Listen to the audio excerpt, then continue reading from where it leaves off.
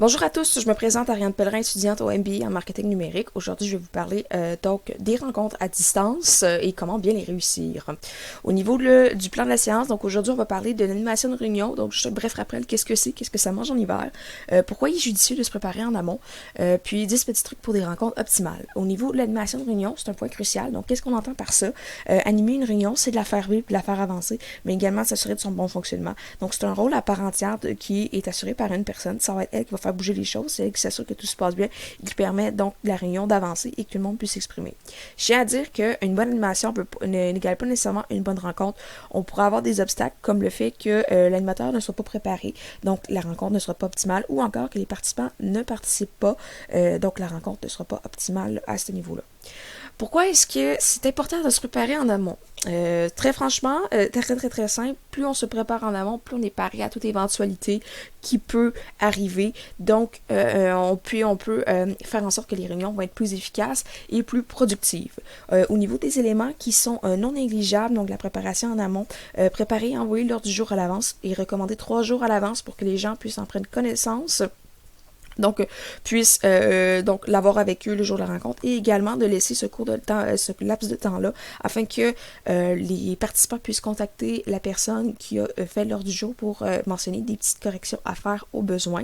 Donc, également aussi de se préparer au niveau de maîtriser son environnement électronique, donc maîtriser l'outil lequel qu'on va utiliser, la plateforme et tous les outils qu'on va avoir pour être en mesure de pallier à tous les problèmes électroniques qui peuvent arriver. C'est sûr qu'il y a des choses qu'on ne contrôle pas malheureusement, mais les petits problèmes qui sont pas majeurs, qu'on peut corriger, qui pourraient dérailler une rencontre. Donc, on serait paré à ça. Et également, de préparer à l'avance, donc, l'apparence du décor. Donc, s'assurer qu'on n'a pas d'éléments qui bougent dans le décor, pas de décor qui qui rendrait les personnes déconcentrées.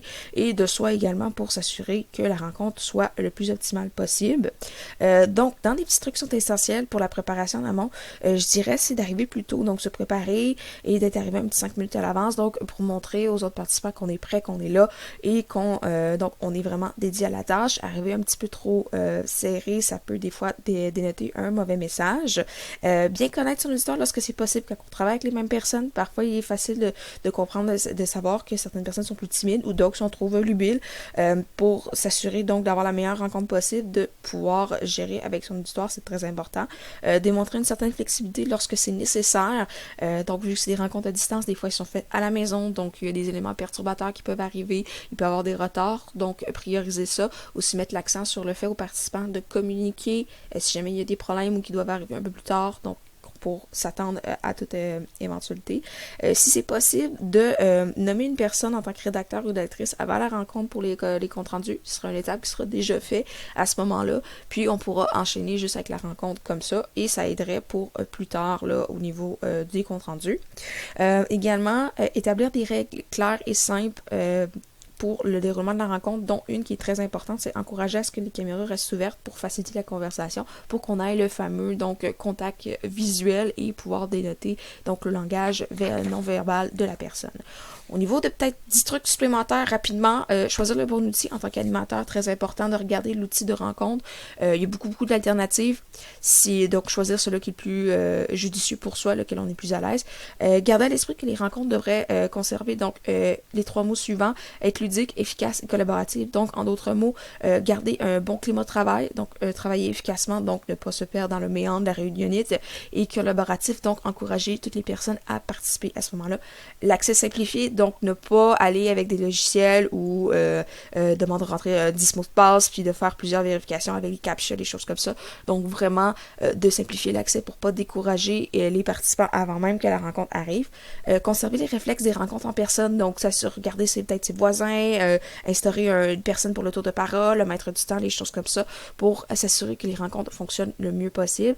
Les réunions courtes, on sait tous, les êtres humains ont un champ d'attention qui est très limité des fois dans le temps, donc prendre le temps nécessaire sans trop allonger là, à ce moment-là. Pour les également une dernière vérification du matériel pour s'assurer que tout fonctionne bien, donc l'ordinateur, le Wi-Fi, les choses comme ça. Demander des feedbacks en tant qu'animateur, donc très important pour pouvoir s'améliorer et rendre les rencontres encore plus optimales. Ne pas oublier le fameux compte rendu, donc l'envoyer au personnel pour les prochaines rencontres, ça peut être très important pour qu'à ce moment-là, ils soient en mesure de préparer les prochaines étapes. J'en ai parlé, donc établir des règles précises pour le fonctionnement, donc avec les caméras. On pourrait y aller même aussi également rajouter un objectif SMART pour savoir, pour que les personnes sachent à quoi s'attendre de la rencontre et ne pas oublier d'inviter donc les bonnes personnes pour éviter les syndromes de la réunionnite et allonger les rencontres. Donc de mon côté, ça serait tout. Je vais vous souhaiter une bonne journée et au plaisir d'échanger avec vous.